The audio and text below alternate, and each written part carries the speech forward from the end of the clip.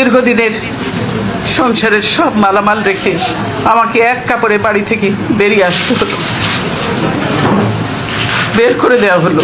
আজকে যেভাবে আমাকে অপমান করা হয়েছে, ঘরের দরজা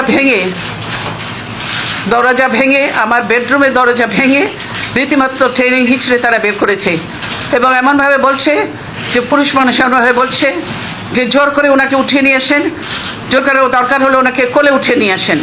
এরকমভাবে একটা সরকারের এই আচরণ। ওনারা ধাক্কা দিয়ে আমাকে গাড়িতে উঠিয়েছেন।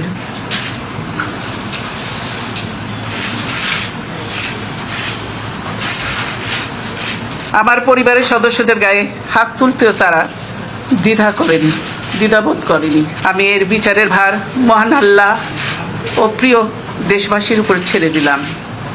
আমি দেশবাসীর নিরাপত্তার জন্য মহান আল্লাহর দরবারে দোয়া করছি।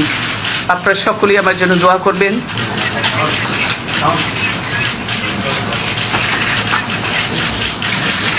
সেই অবস্থা করেছি, সারাদিন আমি মানুষটা কিছু খেতে পর্যন্ত পারিনি, আমার বাড়ির লোকজনকে কিছু খেতে পর্যন্ত দেয়নি।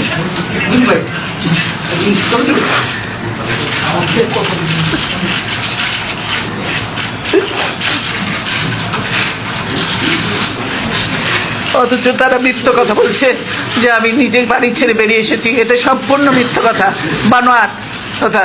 তারা জবরদস্তি ধাক্কা মেরে আমাকে বাড়ি থেকে বের করেছে।